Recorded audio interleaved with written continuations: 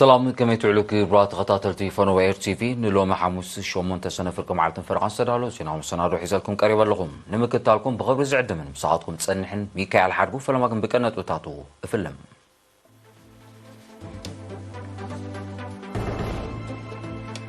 ኣብ ሃገራዊ ሞከሲ ሆስፒታል ኦሮታ ብተፈጥሮ ናይ ልቢ ጸገም ዘለዎም ህጻናት መጥባሕቲ ይካየዳሉ።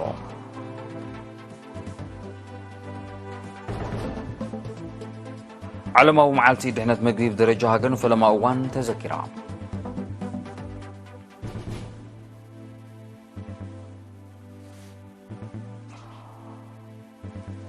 ኣብ ሰሜናዊ ቀይሕ ባሕሪ ስልጠናት ተኣላልያ ኣእምራውን ምዕባላውን ስንክልና ተዋሂቡ።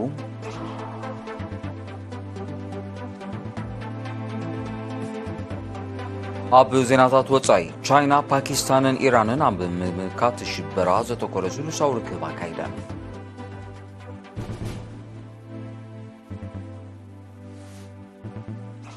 ሰርስርቲ ኮምፒዩተር ናይ ሓያሎ ትካላትን ውድባትን ሰነዳት ጅሆ ብምሓዝ መባድልቲ ከም ዝሓተቱ ተቓሊሑ።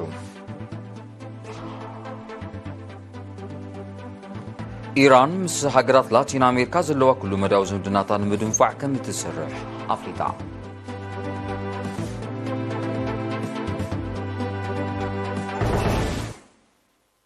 ዝርዝር ዜና ብምትሕባር ኤርትራውያንን ኢጣልያውያንን ሓካይም ኣብ ሃገራዊ ሞከሲ ሆስፒታል ኦሮታ ብተፈጥሮ ናይ ልቢ ጸገም ዘለዎም ህጻናት መጥባሕቲ ይካየዳሎም። እቶም መጥባሕቲ ዝካየደሎም ዘሎ ህጻናት ክውለዱ ከለዉ ምስኣቶም ዝተፈጥረ ጸገም ወይ ድማ ብሰንኪ ሓናት ዝኽሰት ሕማም ልቢ ዘለዎ ምዃኖም ዝሓበረት ሜዲካል ዳይሬክተር ሆስፒታል ህጻናት ፕሮፌሰር ጽጌረዳ ገብረህይወት ኣብ ውሽጢ 21 ዓመታት ንልዕሊ 1600 ህጻናት መጥባሕቲ ከም ተገብረን ጽቡቕ ውፅኢት ከም ትረኽቦን ኣብሪሃ። እቲ ብሰንኪ ለበዳ ኮሮና ቫይረስ ን4 ዓመታት ተቋሪጹ ጸንሐ መጥባሕቲ ዳግማይ ምጅማሩ ዓብ ሓገዝ ምዃኑ ጠቒሳ ድማ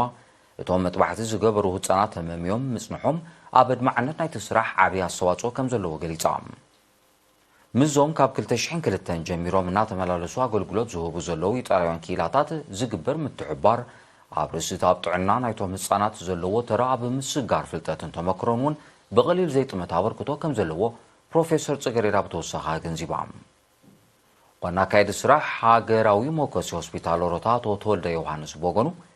እቲ ምዞም ኣብ ከ2 ዓመት ካብ ኢጣልያ ዝመጹ ሓካይም ዝግበር ሞያዊ ምትሕባር ብተፈጥሮ ናይ ልቢ ጸገም ዘለዎም ህጻናት ኣዝዩ ውፅኢታዊ ከም ዝኾነ ብምጥቃስ ድሮ ካብ 2 ሰነ ን9 ህጻናት ዕዉት መጥባሕቲ ከም ተኻይደ ሓቢሮም። ኣባላት ናይቲ ካብ ኢጣልያ ዝመጸ ማሕበር ግብረ ሰናይ ዝኾነ ኣቶ ኣለም ዶሞዝን ሲኒዮር ሲልቪዮ ሊዮንን ድማ እቲ ስራሕ ኣዝዩ ከቢድ እኳ እንተኾነ ምስ ውፍያትን ሞያውያንን ኣመሓደርትን ናይቲ ሆስፒታል ብምትሕጋዝ ዝካየድ ስለ ዝኾነ ኣድማዕ ምዃኑ ገሊጾም። ናብ ካል ዜና ስንሰገርም ብደረጃ ዓለም ን50 ዓመታት ዝተዘክረት ዓለማዊ መዓልቲ ድሕነት ምግቢ ብደረጃ ሃገር ትማል 7 ሰነ ንፈለማ እዋን ተኸቢራ። ብህዝባዊ ርክባት ሚኒስትሪ ሕርሻ ዝተዳለወ ትሕዝቶ ኣሎ። ሻም ተወልደ መልክዕ ጸብጻብ ከቕርቦ እዩ። أهجراوي معلتي دحنت مجبي درجات مجبي هيوت يدحن أبتحت زبل تيما بمتحبار منستر حرشا على ما ود مجبن حرشان كمون على ما ود بتعنا تمال شوعة سنة تذكرام أبتي أبعد درش هجراوي كونفدريشن سرح نهات إيرتراز تقايد مدب نا علماوي ود بتعنا علم وكيلو قال زسمعه دكتور فرانسيس ماغومبو على ما معلتي دحنت مجبي بسنكي زي وحس مجبي نزغسته حاجات عنا نمكل غال نملاين نمكوتصار نتذكر سلازغونت أقداسنا تعزز كم زغونة بمتكاس أب عالم بسنك زي وحسن دحنتو زي تحلون مجبي عمتاوي أستات 600 مليون سبات كم زحمو أستات 420 شح سبات دما 500 حابيروم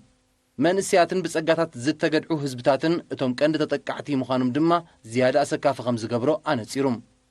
دكتور فرانسيس أسعيبو كل نقبرو نتفتات نزلاق الشتوتات معبالة أب قمت زئتو كخون دحر مزخار منسترتات حرشان تعنان إيرترا مسكالوت نيسرح مشارخ التوهايدوم نزوسدو زولو تبوكسوتات موكسوم وكيل ودب مقبن حرشان أب إيرترا ميس إستر لوسوبوني بوغنا أب درجاتات مقبيات وكيرا أب إيرترا نفلما أوان تذكر زلا نايلوم عمت علماوي مع التدحنات مقبي أقداسنا تعزز مخانو أبريهام ميس لوسوبوني أب موداتا بزي دحنتو التحلو مقبي وحسنت مازاو مقبي كم زي الرقاقز إذا دما حلافنت نفس وكف السب كم زخونة أسميرات اللوم ንሚኒስትር ሕርሻ ወኪሉ ቃል ዘስምዐ ዋና ዳይሬክተር ክፍሊ ኣገልግሎት ሕግታትን ቁፅፅርን ኣቶ ተኽለኣብ ምስግና ድማ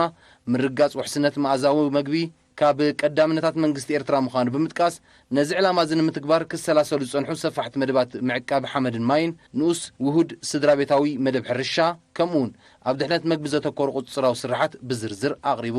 ኣቶ ተኽለኣብ ወሲኹ ውሁድ ሃገራዊ ስርዓት ድሕነት ምግቢ ንምውዳድ ኣብ ዝፀዓረሉ ዘሎ እዋን እቲ ብሓድሽ ኣወዳድባ ተበጊሱ ዘሎ ሃገራዊ ኮሚቴ ኮዴክስ ነዚ ዕላማ እዚ ንምውቃዕ ተራኡ ክዕዝዝ ትፅቢት ከም ዝግበረሉ ብምግላጽ ኣፍልጦ ህዝቢ ክብ ንምባል ሚኒስትሪ ሕርሻ ምስ ናይ ስራሕ መሻርክቲ ኮይኑ ዕቱብ ፃዕርታት ከም ዘካይድ ኣረጋጊጹ ኣቶ ተኽለኣብ ኣብ መወዳእታ ነዛ ብደረጃ ዓለም ንሓምሻይ ግዜ ብደረጃ ሃገርና ድማ ንፈለማ እዋን እተዘከረት ዓለማዊ መዓልቲ ድሕነት ምግቢ ንምኽባር ኣስተዋጽኦ ንዝገበሩ ኣመስጊኑ እቲ ኣጋጣሚ ማሕበር ሕርሻዊ ንግዲ ደቂ ኣንስትዮ ኤርትራ ብዘቕረቦ ምርኢት ደሚቑ ነይሩ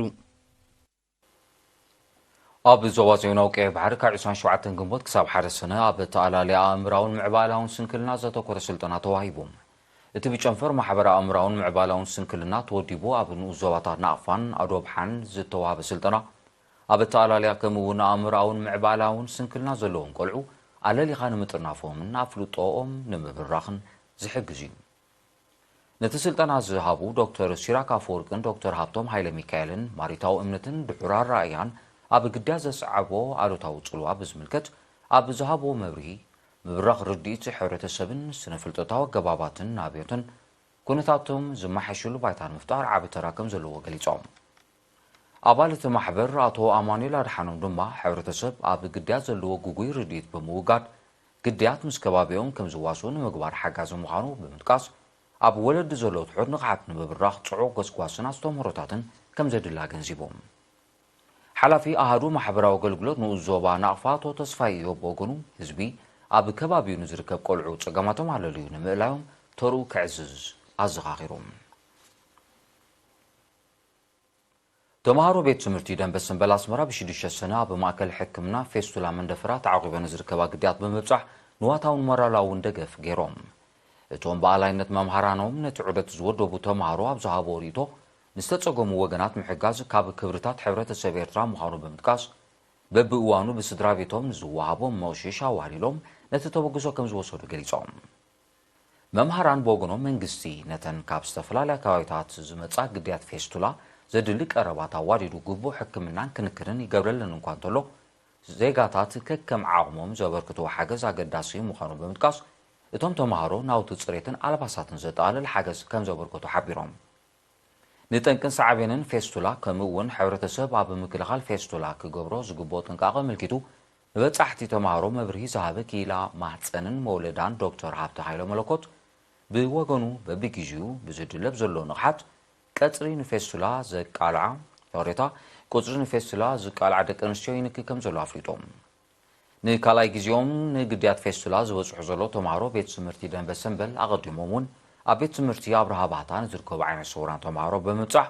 ሞራላውን ነዋታውን ሓገዝ ከም ዝገበሩ ዝረኸብኒ ሓበሬታ የነፅር ዝስዕብ ዜናታት ወፃኢ ክቡራት ተዓዘብቲ ንምክትታልኩም ክትቀፅሉ ደጊመ ብኽብሪ ዕድም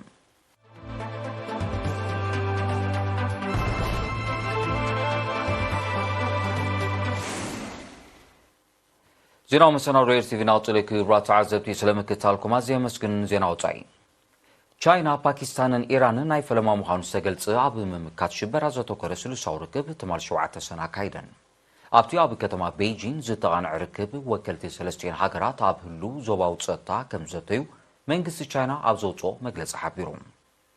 ከም ውፅኢት ናይቲ ርክብ ድማ ሽበራ ንምምካትን ፀጥታ ንምውሓስን ዝካየድ ንጥፈታት ትካላዊ መልክዕ ንምትሓዝ ኣብ ምርዳእ ከም ተበፅሐ መንግስቲ ቻይና ኣብ መግለፂኡ ኣነፂሩ ኣብ ዝሓለፈ ወርሒ ግንቦት ፓኪስታን ተመሳሳሊ ስሉሳዊ ርክብ ምስ ቻይናን ኣፍጋኒስታን ኣብ ከተማ ኢስላማባድ ከም ዘካየደት ፀብጻባት ይዝክሩ ሰርሰርቲ ኮምፒውተር ኤሌክትሮኒካዊ ሰነዳት ማዕከን ዜና ብሪጣንያ ቢቢሲ መንገዲ ኣየር ብሪጣንያ ከምኡውን ናይ ዞባ ናቮስኮቲ ካናዳ ዝርከበን ትካላት ውድባትን ጅሆ ብምሓዝ መባልቲ ገንዘብ ከም ዝሓተቱ ተቓሊሑ ሰርሰርቲ ኮምፒውተር ረቂቕ ቴክኖሎጂ ተጠቂሞም ኣብ መርበብ ወይ ውልቃዊ ዋኒን ኣገልግሎት ናይ ዝውዕላ ኮምፒውተራት መተግበሪ ብዘይ ሕጋዊ ኣገባብ ሴሮም ብምእታው ኤሌክትሮኒካዊ ሓበሬታን ሰነዳትን ኣብ ምጉሕጓዕ ዝተዋፈኑ ክኾኑ ከለዉ እቲ ገበን ኣብ ዝዋን ዝገኒኑ ከም ዘሎ ይግለጽ እቲ ካብ ምዝዛም ዝሓለፈ ወርሒ ግንቦት ከም ዝጀመረ ዝተሓበረ ስርሰራ ኣብ ዝሓለፈ ቀረባ ዓመታት ካብ ዝተርኣየ ተመሳሳሊ ንጥፈታት ብስፍሓቱን ከውርዶ ዝኽእል ሓስያን ዝዓበየ ምዃኑ ተሓቢሩ ዛጊድ እቲ ስርሰራ ከም ተኻይደለን ዘይፈለጣ ትካላትን ውድባትን ክህልዋ ከም ዝኽእላ ዝጠቐሱ ክኢላታት ናይቲ ዓውዲ ቁልጡፍ መፍትሒ ምስ ዘይርከቦ ከቢድ ሓስያ ከውርድ ከም ዝኽእል ኣረዲኦም ብመሰረት ፌደራላዊ ገበን መርመራ ኣሜሪካ ማለት FBI በቲ ስርሰራ ኮምፒውተራት መብዛሕተን ናይ ኣሜሪካን ብሪጣንያን ምዃነን ዝተገልጻ ልዕሊ 8,000 ትካላትን ውድባትን ተጠቂዐን ኣለዋ መባድልቲ ገንዘብ ንምሕታት ዝግበር ስርሰራ ኮምፒውተራትን ቅርሰና ሰነዳትን እናዛየደ ይመጽእ ከም ዘሎ ጸብጻባት ይሕብሩ ኢራን ምስ ሃገራት ላቲን ኣሜሪካ ዘለዋ ኩሉ መድያዊ ዝምድናታ ንምድንፋዕ ከም እትሰርሕ ኣፍሊጣ ነቲ ንምትግባር ፕሬዚደንት ኢብራሂም ራኢሲ ኣብ ዝመጽእ ቀረባ መዓልትታት ናብ 3 ሃገራት ናይቲ ዞባ ዑደት ከካይድ ምዃኑ ሚኒስትሪ ጉዳያት ወጻኢ ኢራን ሓቢሩ ኣብዚ ናይ ቬኔዙዌላ ኒካራጓን ኩባን ዑደት ፕሬዚደንት ኢራን ምስተን ሃገራት ቁጠባውን ንግዳውን ስምዓት ክኽትም ተጽቢት ይግበር ዝምድና ኢራንን ሃገራት ላቲን ኣሜሪካን እናደንፈዐ ይመጽእ ከም ዘሎ ዝጠቐሱ ጸብጻባት ከም ውጽኢቱ ሚኒስትር ጉዳያት ወጻኢ ኢራን ኣብ ወርሒ ለካቲት ናይዚ ዓመት እዚ ኣብ ቬኔዙዌላ ኒካራጓን ዑደት ኣካይዱ ምንባሩ የረዱ ብዘይካዚ ፕሬዚደንት ቬኔዙዌላ ኒኮላስ ማዱሮ ኣብ ዝሓለፈ ዓመት ናብ ኢራን ምብጻሕ ኣብ ዘካየደሉ ክልቲአን ሃገራት ልዕሊ 20 ስምምዓት ከም ዝኸተማ ይዝከር ኢራን ብሰንኪ ገዳታት ኣሜሪካ ንዝተሓሰየ ጽላት ነዳዲ ቬኔዙዌላ ንምብርባር ክትሓጋገዝ ምዃና ክትሕብር ጸኒሓ ኢራንን ቬኔዙዌላን ቤናዊ ዘይሕጋዊ ገዳታት ኣሜሪካ ብኸቢድ ካብ ዝሃስየን ምዃነን ይጥቀስ ብሓደጋታት ዕለቕለቕ ተጠቂዑ ኣብ ዝቐንየ ደቡባዊ ሸነኽ ሄይቲ ምቅጥቃጥ ምድሪ ከም ተኸስተ ካብቲ ከባቢ ዝተፈኖ ዜና ረድዩ በዚ ብ6 ሰነ ዘጋጠመ 4.9 ሬክተር ምንቅጥቃጥ 10ታት ሰባት ከም ዝሞቱን ከቢድ ንዋታዊ ዕንወት ከም ዝወረደን ሰብ መዚ ሄይቲ ኣፍሊጦም እቲ ምንቅጥቃጥ ነቲ ብሓደጋታት ዕለቕለቕ ዝወረደ ክሳራታት መሊሱ ከም ዘጋርዶ ተገሊጾም ካብ ዝድኸያ ሃገራት ዓለም ካብ ዝኾነት ሄይቲ ሓደጋታት ምንቅጥቃጥ ምድሪ ክኽሰት ናይ ፈልማ ከም ዘይኮነ ዝጠቐሱ ጸብጻባት ቅድሚ 2 ዓመታት ብዘጋጠመ 7.2 ሬክተር ምንቅጥቃጥ ልዕሊ 2,200 ሰባት ከም ዝሞቱ የረዱ ኣብታ ብጸታዊ ቅልውላው ትሕመት ዘላ ካሪብያናዊት ሃገር ኣብ 2010 ብዝተኸስተ 7 ሬክተር ምንቅጥቃጥ ምድሪ ኣስታት 200,000 ሰባት ከም ዝሞቱ ኣይርሳዕን ኣብ ሰፊሕ ክፋል ካናዳ ተኸሲቱ ዘሎ ሓደጋታት ባርዕ ሞሮር ናብ ኣሜሪካ ክልሕም ከም ዝኽእል ኪላታት ከባቢ ኣጠንቂቖም እቲ ካብ ቁፅፅር ወጻኢ ኮይኑ ዘሎ ሓደጋ ድሮ ኣብ ሰሜናዊ ምብራቕ ሕብራት መንግስታት ኣሜሪካ ጽዑቕ ዒቅታ ትኪ ክገብር ጀሚሩ ከም ዘሎ ይሕበር በቲ ተሪኦ ዝተሻቐላ ሚኒሶታን ዊስካንሰን ዝርከበን ብርክት ዝበላ ክፍላት ሃገር ኣሜሪካ ናይ መጠንቀቕታ መልእኽቲ ኣመሓላሊፈን ኣለዋ እዚ ከምዚ ኢሉ እንከሎ እቲ ባርዕ ኣብ ዓበይቲ ከተማታት ካናዳ ሓደገኛ ብከላ ኣየር ይኽትል ከም ዘሎ ኪላታት ጥዕናታ ሃገር ሓቢሮም ኣብታ ሃገር ካብ ዝተኸስቱ ልዕሊ 400 ሓደጋታት ባርዕ እቶም ኣስታት 300 ካብ ቁፅፅር ወጻኢ ኮይኖም ምህላዎም ዝጥቀሰሎም በዚ ክሊማዊ ነውፂ ዘንቀሎ ክኸውን ከም ዝኽእል ዝተገመተ ሓደጋ ልዕሊ 250,000 ተርቢዒት ኪሎሜትር ጫካ ተሃሚኹ ከም ዘሎ ጸብጻባት ሓቢሮም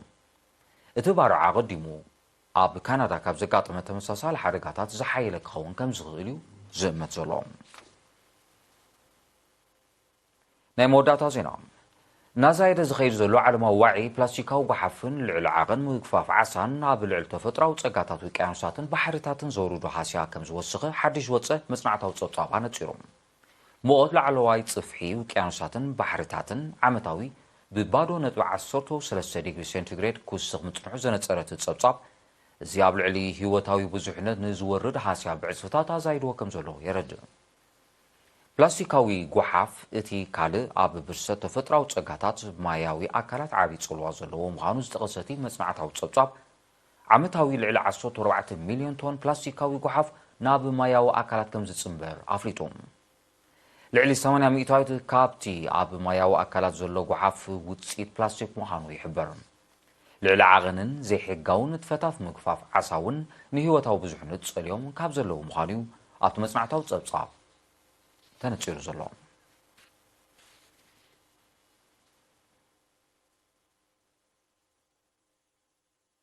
زينا نمزامار سا زينا كدقم لكم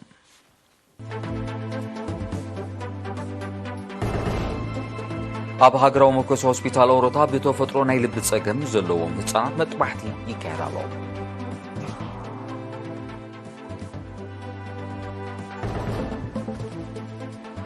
ዓለማዊ መዓልቲ ድሕነት መግቢ ብደረጃ ሃገር ንፈለማ እዋን ተዘኪራ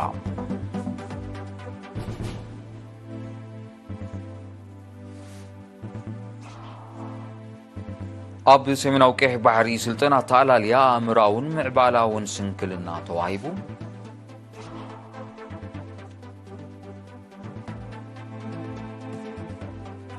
ኣብ ዜናታት ወጻኢ ሰርሰርቲ ኮምፒውተር ናይ ሓያሎ ትካላት የቕሬታ ቻይናን ፓኪስታን ኢራን ኣብ ምምካሽ ሽበራ ዘተኮረ ስሉሳዊ ርክብ ኣካይደን ሰርሰርቲ ኮምፒውተር ናይ ሓያሎ ትካላትን ውድባትን ሰነዳት ጆብ ብምሓዝ መባልቲ ከም ዝሓተቱ ተቓሊዑ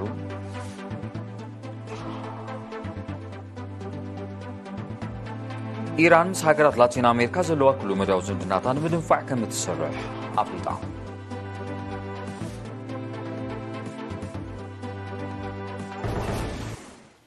ዝኸበርኩም ተዓዘብቲ ነሳዕ ሰዳሎ ዜናዊ መሰናዶ ኣብዚ ይፍጸም ስለምክታልኩም ኣዝየ መስግን መሳርሕተይ ኣሚር ዓሊ ዘዳሉ ዕለታዊ ዜና ስፖርት ስዕብ ብወገነይ ግን ሰላም